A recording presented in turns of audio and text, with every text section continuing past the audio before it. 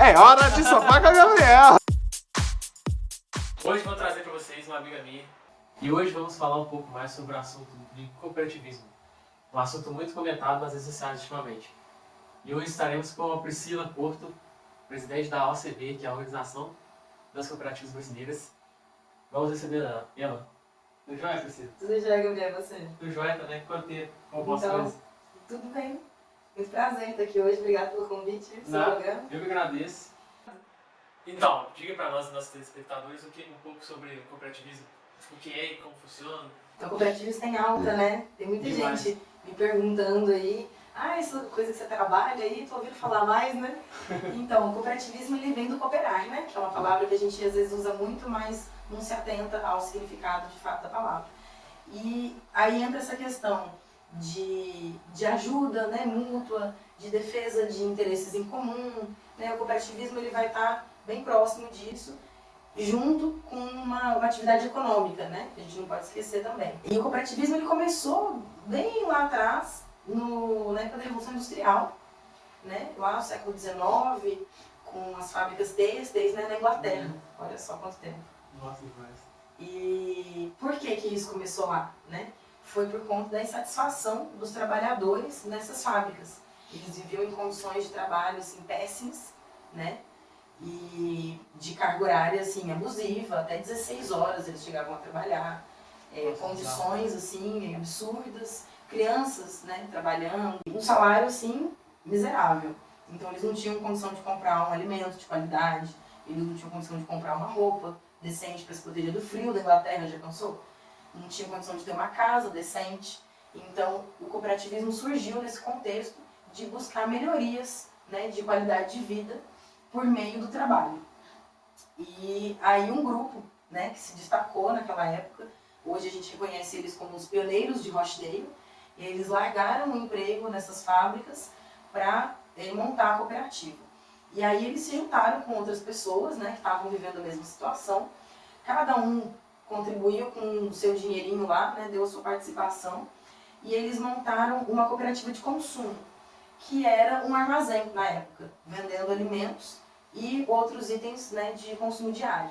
E aí com esse valor que eles juntaram de cada um, eles conseguiram oferecer para os cooperados, né, envolvidos um alimento de melhor qualidade a um preço mais baixo, sem falar o trabalho que eles geraram nessa cooperativa. Nossa, entendi. Não, realmente a atitude desses pioneiros de Rochdale foi uma coisa crucial na história do cooperativismo, então, né? Muito. E como é que esses pioneiros fizeram? Antes deles, tiveram outras ocasiões de cooperativa? Tiveram sim. Foram em torno de 300 tentativas antes dessa de Rochdale que não deram certo. Então, os pioneiros de Rochdale, eles conseguiram aprender com todas essas outras tentativas anteriores e ver o que estava faltando ali, né? Eles fizeram avanços na forma do sistema cooperativista e conseguiram criar a primeira cooperativa. Mas existiram todas essas outras antes, até a coisa dar certo. O que foi o diferencial, então, que esses pioneiros viram e falaram assim, não, a gente tem que fazer isso para dar certo, não cometer o mesmo erro dos anteriores? Foi a forma de organização, né, da cooperativa. Antes eles não tinham as regras bem estabelecidas, digamos assim. O que pode, o que não pode, o que deve, o que não deve ser feito, né, como que a pessoa vai entrar para a cooperativa, como que ela vai ajudar a manter a cooperativa, né, isso não tinha sido bem estabelecido antes. E aí os pioneiros de Rochdale conseguiram estabelecer isso por meio de um estatuto, que tem essas regras todas bem definidas. E cada cooperativa vai ter o seu estatuto com as suas particularidades para que isso funcione. Além do estatuto, na época, eles fizeram também, criaram os princípios cooperativistas, né? Que aí todas as cooperativas têm que cumprir igualmente. Então, você citou aí que eles criaram os princípios. Quais são eles? Então, são ao todo 7 princípios. E o primeiro deles tem a ver com a inserção da pessoa na cooperativa, né? Que a gente chama de adesão livre e voluntária. Por que livre? Porque a gente não tem pré-requisitos, digamos assim, rígidos para a pessoa entrar na cooperativa. Não depende de cor de pele, não depende de religião, de partido político, né? E isso não vai entrar em mérito para a pessoa entrar para a cooperativa, não. E livre e voluntária porque a pessoa entra se ela quiser e sai se ela quiser também. No momento que aquilo não foi interessante para ela, ela tá livre para poder sair também daquele sistema. Entendi. Nessas cooperativas, então você, como você disse, pode entrar qualquer pessoa, né? Como que as pessoas entram lá, nessas cooperativas? É importante, né? O que você precisa fazer para entrar na cooperativa? Eu vou chegar lá, bater na porta e falar, oi, quero participar aí. Para fazer parte, né, a gente vai entrar em outro princípio, que é da participação econômica, né? A pessoa precisa, o que a gente fala, integralizar uma cota-parte, que é o quê? Fazer um pagamento de um valor estabelecido em estatuto. Esse valor, ele pode não ser a cota-parte inteira, né?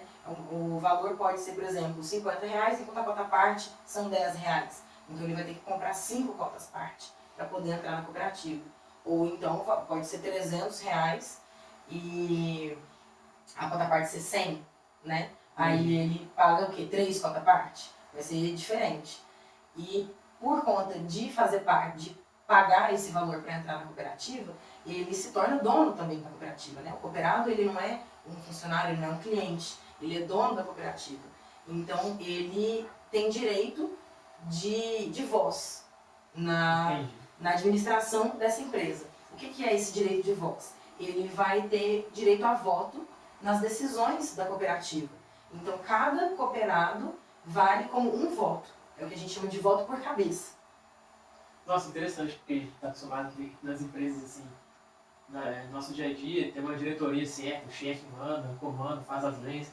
E achei interessante você falar que cada cooperado é um voto, tipo assim, pode tomar suas decisões. E realmente eles votam sobre tudo? Como é que é feita essa votação? Então, não é tudo, né? Porque senão vira bagunça, né? As pessoas têm que chamar todo mundo para decidir qualquer coisinha, né? Então, os cooperados, eles vão votar pelos assuntos mais importantes, como os projetos que a cooperativa vai fazer parte, né? As parcerias com quem a cooperativa vai estabelecer, a distribuição das sobras. Enquanto a diretoria, a gente também tem, né, uma diretoria, assim como nas empresas convencionais, ela vai estar mais voltada para a questão administrativa, né, para a questão estratégica. Tanto que a diretoria não precisa ser formada de cooperados, né? A cooperativa pode contratar profissionais especializados naquela área para estar resolvendo essas questões. E aí a diretoria traz as questões principais para os cooperados, para eles votarem e a diretoria dá andamento nisso. Sobre o voto que você citou aí, disse, você falou que não é usado para tudo, quando que eles usam então para decidir o que, no caso, e como? Então, o voto eles vão usar na assembleia, que é o momento de tomada de decisão. A diretoria vai separar os assuntos, né, a serem resolvidos, levar para a assembleia para que todos os cooperados fiquem cientes do que está acontecendo e nesse momento eles vão votar, né, a decisão que eles acharem melhor. E aí, diante do princípio da democracia, né, que essa decisão vai ser acatada do que a maioria decidir. E aí essas decisões envolvem troca de gestão, envolvem a distribuição das sobras e outros assuntos como os projetos, onde a cooperativa vai estar direcionando seus investimentos. Entendi. Então, Priscila, como funciona essa parte das sobras aí? É só o cooperado que consegue participar disso? Como é que é? É um nome diferente, né? Sobra. A gente está acostumado a falar em lucro, né, na empresa convencional. Isso. Na cooperativa a gente não vai chamar de lucro por quê? O lucro é quando a gente tem uma sociedade de capital. A cooperativa ela é uma sociedade de pessoas. Então a gente chama o excedente da cooperativa de sobras. E essa sobra, o cooperado tem direito de participação. Né? Isso que a gente fala da divisão de sobras vai ser a distribuição dessas sobras de acordo com a participação do cooperado. Então, Priscila, como funciona essa parte das sobras aí? É só o cooperado que consegue participar disso? Como é que é? Então, não é simplesmente ser cooperado que você tem direito às sobras, não. Aí a gente entra em outro princípio, né, da participação econômica. O cooperado, ele, depois de comprar a cota-parte, ele precisa se manter economicamente ativo, né, na cooperativa, na empresa, para ter direito às sobras. O que isso quer dizer? Ao longo da atividade econômica da cooperativa no ano, você tem que ter tido uma participação. Se a minha cooperativa é de café, eu vendi ao longo do ano, né? Eu vendi não, nós vendemos na cooperativa 500 sacas de café. Vou falar um número baixo aí para ficar mais fácil a conta. E você entregou para a cooperativa 100 sacas, foi a sua produção toda do ano, para a gente comercializar, então as suas 100 sacas do todo são 20%. Então quando chegar no final do ano, na distribuição de sobras, você vai ter direito a 20% dessas sobras. Agora, se você não vendeu o seu café, as suas sacas, para a cooperativa, resolveu comercializar sozinho, e a cooperativa vendeu 500 sacas assim mesmo, então na hora de dividir as sobras dessas 500 sacas, você não vai ter direito a nada, porque você não participou dessas 500 sacas. Ah, entendi. E no caso, tipo, tem um parente meu que tem 100 sacas de café, só que ele tá querendo vender metade só mesmo, pela cooperativa. Como é que ficaria então? Então, aí você vai ter direito proporcional à sua participação. Se 100 sacas dos 500 era 20%, 50, que é metade, vai ser 10%. Então, no final do ano, você vai ter direito a 10%. É proporcional à sua participação econômica. Ah, entendi. Então, Priscila, outras coisas que eu também precisava também, que eu vi que tem algumas restrições entre a relação entre cooperativas e outras externas. Como é que é isso aí? É uma dúvida que eu vi que bastante gente tem. Tem algumas restrições, assim, coisa mínima, né? Então, essa questão das restrições, né, de parceria, elas vão entrar no princípio da autonomia e independência, que é o quê? A cooperativa, ela tem que, né, cumprir com o princípio dela de democracia. Então, o que foi estabelecido pelos cooperados, o que está no estatuto, é o que deve ser seguido. Se uma parceria quiser interferir nessa gestão da cooperativa, está errado. Então, é aí que está a restrição dessas parcerias. Né? Eu investi um dinheiro e agora eu quero mandar no funcionamento da empresa. Isso não funciona na cooperativa. Vai continuar obedecendo a decisão tomada em assembleia. E aí é que está essa restrição, né? Seja para empresas privadas ou públicas. Porque aí a gente vai entrar num conflito de interesses, né? Se a outra empresa, a outra instituição não tem os mesmos princípios, né, a mesma filosofia de trabalho da cooperativa, não é interessante para a cooperativa fazer uma parceria com ela. Então a gente vai buscar pessoas que tenham a mesma filosofia de trabalho. Entendi.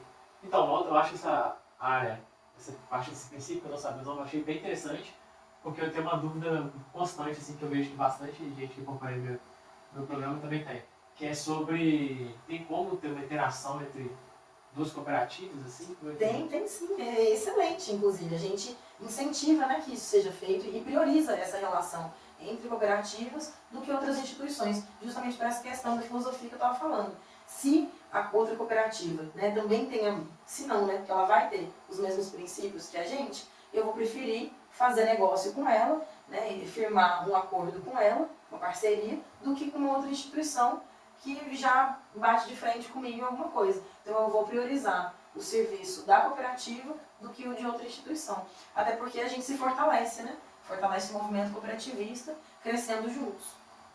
Nossa, que sensacional. Então vocês do movimento cooperativista, vocês estão cada vez crescendo mais e pensando em tudo mesmo, né? Estamos pensando em tudo mesmo, porque não para por aí não, tá? Além das outras cooperativas, dessa relação entre empresas, a gente se preocupa muito com o nosso cooperado, né? Com quem está dentro da nossa própria instituição. Não só o cooperado em si, como os familiares, né? A gente tem um outro princípio só para isso, inclusive, que é o de educação, formação e informação, onde a gente vai estar levando a informação de como funciona o sistema cooperativista para dentro da casa do nosso cooperado, né? Para a escola onde os filhos dele estudam, no sentido de fortalecer o movimento e também a questão da formação abrange a capacitação do nosso cooperado, né? A capacitação do nosso funcionário para ele crescer junto com a empresa. Né? A gente não está preocupado só com o desenvolvimento econômico, a gente também preocupa com a questão pessoal, né? O lado social do nosso cooperado e dos seus familiares. Entendi, muito interessante. Então você já citou todos os princípios, né? Não falta um ainda. O último, a gente vai expandir um pouquinho essa história aí do cuidado, né? Da preocupação para a sociedade, né? Para a comunidade onde a cooperativa está inserida.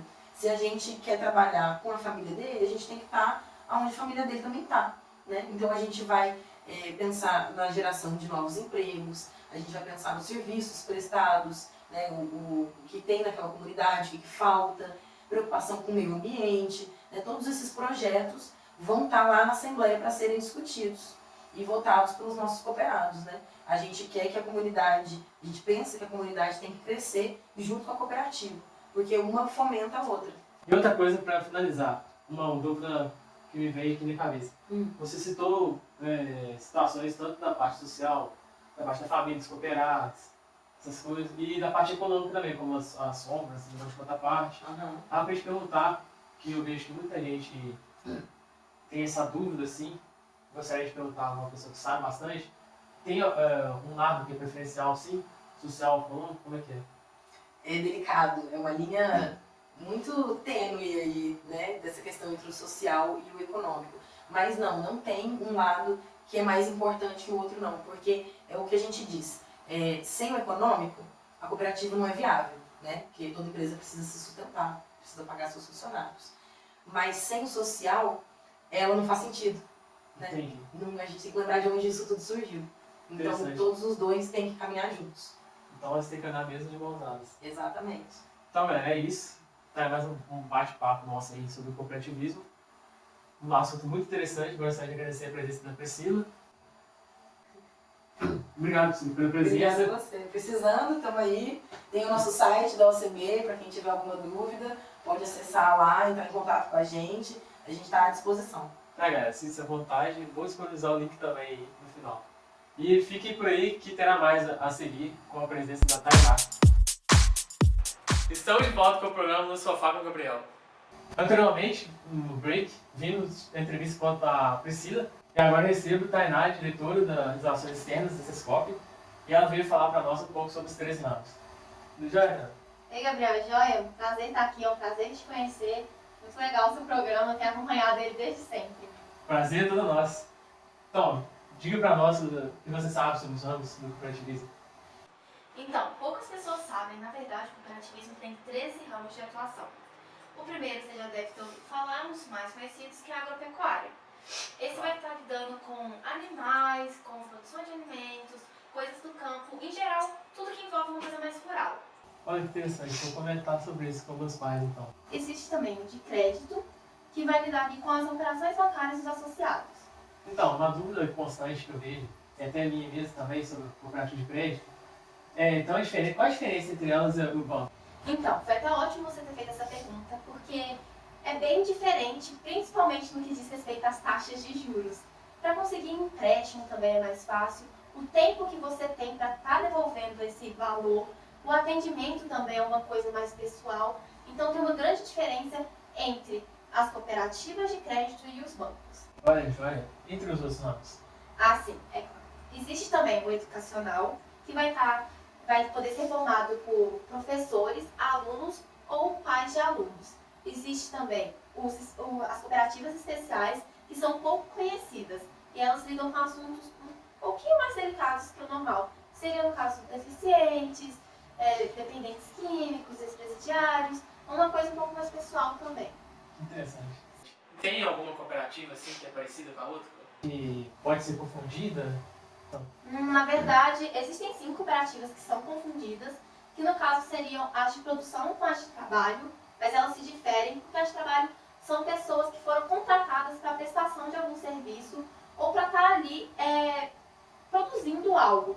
Já as cooperativas de produção, antigamente elas costumavam ser uma empresa ou uma organização financeira e tudo mais, que teve problemas financeiros ou chegaram a falir, então os funcionários se uniram para estar reerguendo aquele lugar.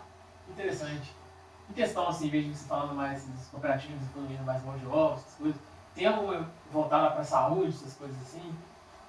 Sim, inclusive eu acho que você deve até conhecer uma das mais famosas cooperativas de saúde, a Unimed. Claro. E ela é muito interessante porque ela está oferecendo sempre um serviço diferente para os seus usuários e seus profissionais. Sendo que quem é usuário, como eu, você e provavelmente alguns dos seus telespectadores, vai ter um serviço diferente de quem é um profissional. Não difere entre serviço bom ou ruim, mas sim o jeito que é, porque alguns já estão inseridos naquele campo, que são os médicos, os enfermeiros.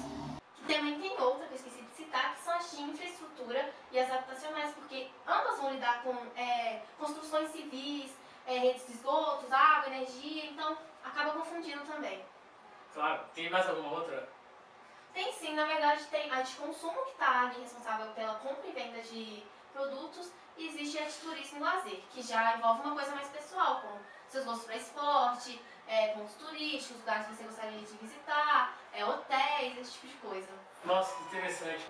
Então, galera, tivemos uma conversa agora sobre os ramos. É a Tainá apresentando para nós os 13 ramos. Venho agradecer. Obrigada pelo convite. E obrigado, gente, pela atenção. Valeu, gente.